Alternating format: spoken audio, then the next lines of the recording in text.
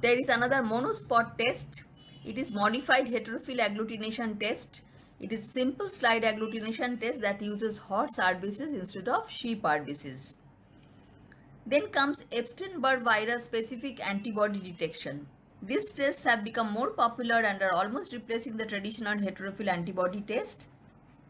Antibodies to early antigens and antibodies to Epstein-Barr nuclear antigen. Other tests are PCR technique to detect Epstein-Barr virus DNA, real-time PCR to quantify the Epstein-Barr virus DNA load in blood, and virus isolation in laboratories may be done also, but that is a very time-consuming process.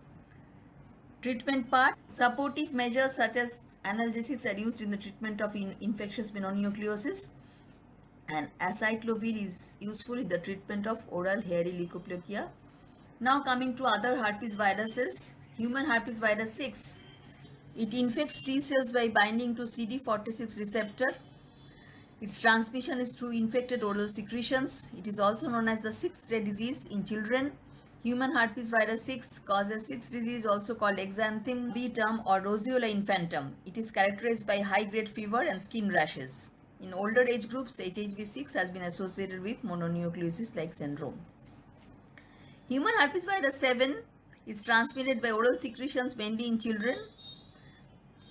And human herpes virus 8, it was first discovered in 1994 in patients with Kaposis sarcoma, hence also called Kaposis sarcoma associated herpes virus. It belongs to gamma subfamily of herpes viruses and infects B cells. In high prevalence area, it is endemic in Africa.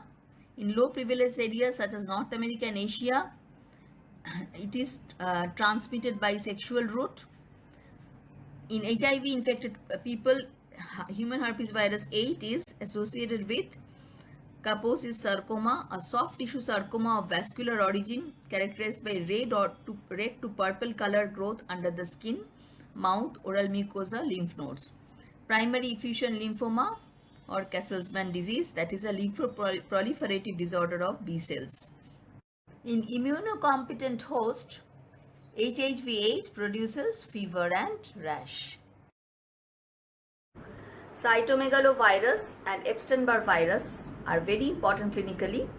Cytomegalovirus is important because it may lead to some complications in pregnant women like abortions and stillbirths, and so in such cases you have to advise a test known as TORCH. What does TORCH mean? Toxoplasma rubella cytomegalovirus herpes simplex. So this is a very important investigation that is done in some pregnant women who have got bad obstetric history. And the others like Epstein-Barr is very important clinically because of its potential to cause many tumors in our body. Thank you.